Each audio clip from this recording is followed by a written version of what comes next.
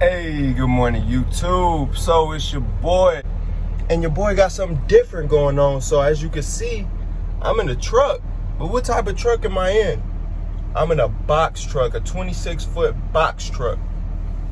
And so now, as you can tell, I drive box trucks. So I'm currently operating as a owner operator. For those who don't know what that means, it means that I operate under my own MC number. And then that also means that I operate with my own truck. I don't lease on to anybody. This is my company, well, me and my mother's company, and we have our own truck and we're driving box trucks. So just for people that's trying to look to get into the game, it's possible. It's possible. Don't let those fears and those anxieties stop your positivity and your growth. Because regardless of whatever you're trying to do in life, it's always going to get in the way. The fear, the anxiety, the anxiousness, just all those different things that will stop you from growing in life. Yeah, so right now I'm in Iowa. I currently have my first load ever on the back of the truck. We got the truck Thursday morning. Yeah, we got the truck Thursday morning. And this is a rental, but it's ours though. So, you know, it's a rental, but yeah, everything is legit. Everything is ours. So, you know, if you guys want me to make a video about how to start a box trucking company, just go ahead, let me know down in the comments. I know it's 1,000 videos out here on how to do it, and just to let y'all know, all this information out here that's like people making videos like, oh, I made 8,000 in a week, oh, I made 6,000 in a week. That shit is real. Like, that is so real. It's so much money out here. And if you want to start, jump on it right now, because this is the best time to get into box trucking. Box trucking and trucking in general has a peak season. And the peak season is the holiday season. Everybody's shopping.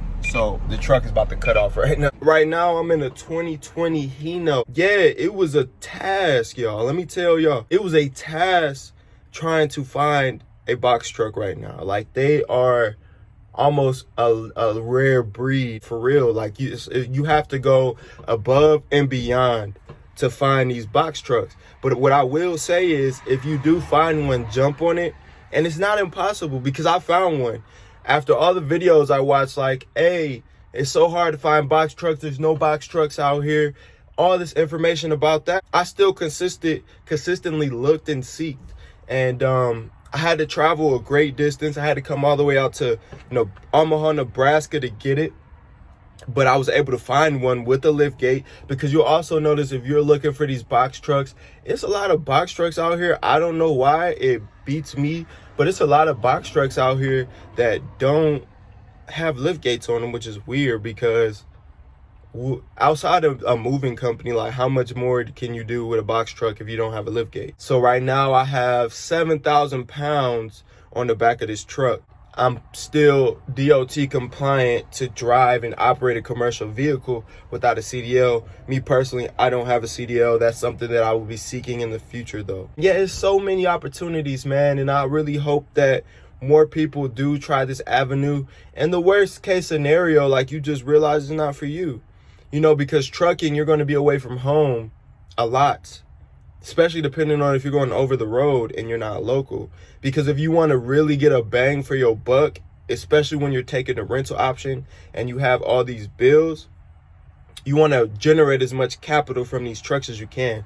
So over the road is the way to do it. Right now, I'm over the road. Like I said, I got my first ever box truck load in the back.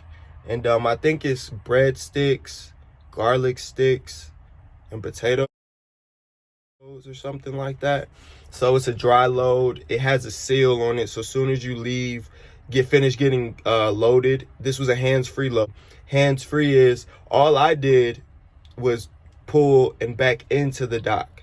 That's a skill though. Backing into them docks is not easy.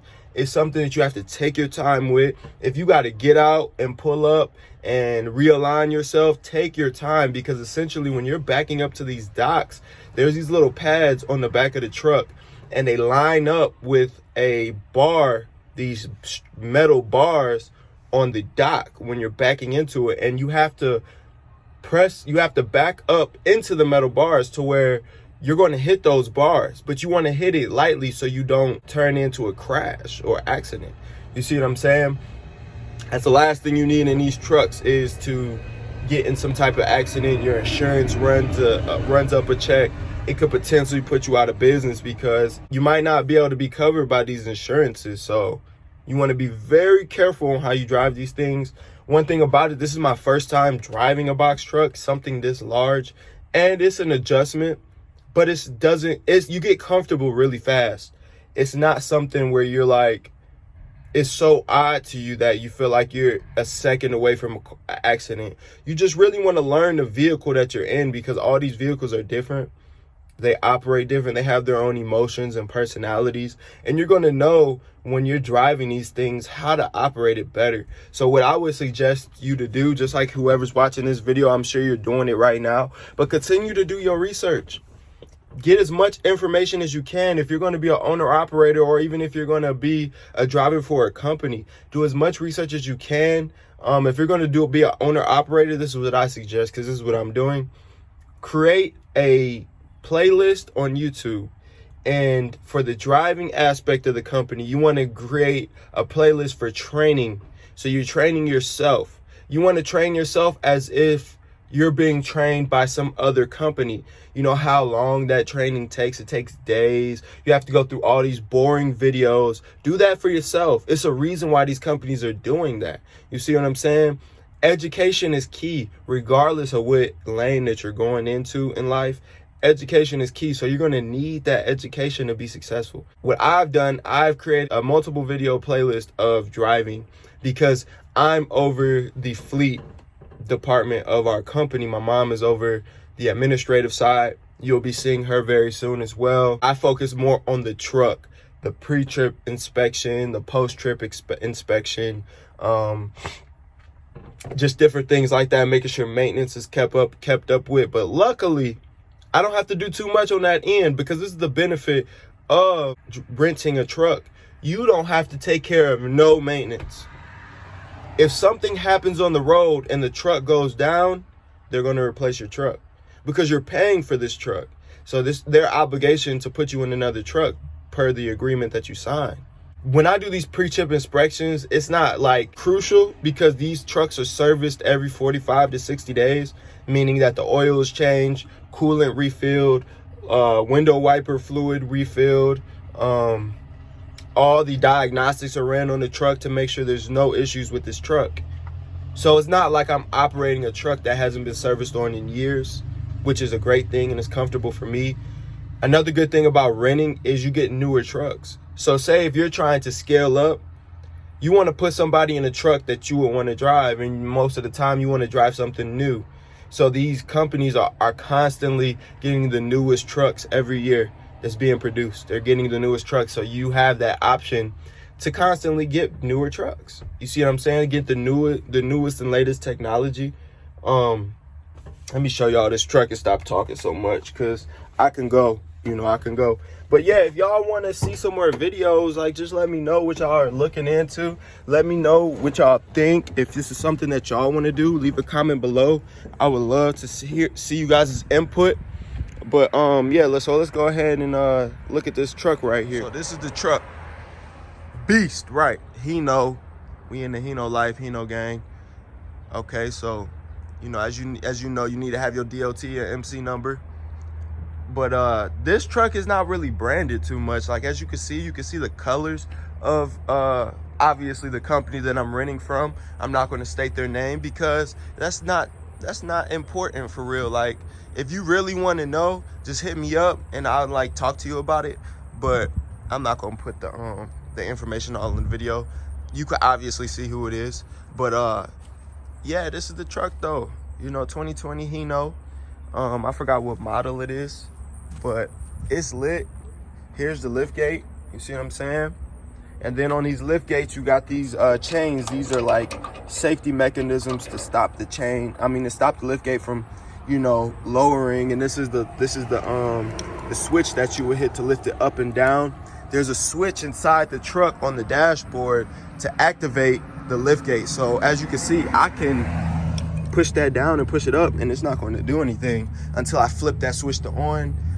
Obviously, I got my truck locked up because I got a load on there, and then this is the seal. So this seal cannot be broken. Only the receiver of this load can break that seal, or they're gonna reject the load, and then I'm liable for that. You see what I'm saying? So we always want to be compliant.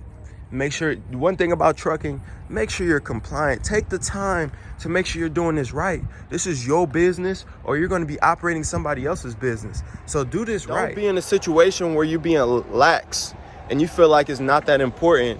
And then next thing you know, you getting pulled over by a DOT police officer, and they're looking into your company and your truck, and you're not compliant, and that's going to be multiples of thousands of dollar fine. This is not going to be something that they take lightly, so you can't take it lightly. You see what I'm saying? Right now, I'm out here in Iowa, in BFE. If you know that acronym, you know. But I'm out here in the country. But we're about to go ahead and leave the hotel. I just did the pre-trip inspection, just to do it as a routine. So when I get to training people, when we start, expanding and scaling up, I have a system that I've created that I could teach people. In order to do that, you have to know what you know. And so you got to put in that work. So it's the weekend, it's Saturday. Most people are off, enjoying their time off. I'm on the road getting this money. If you enjoyed the video, go ahead and give it a thumbs up. Go ahead and leave a comment.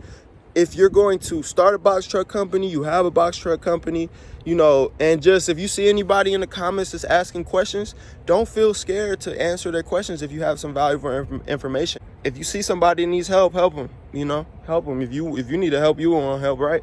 So yeah, leave a thumbs up. If you like the video, it's going to be so many more box truck videos coming.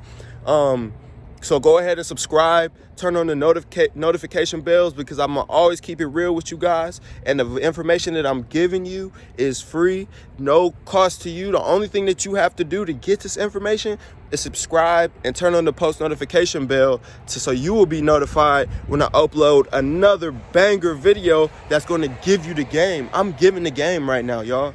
I'm giving the game out. You see what I'm saying?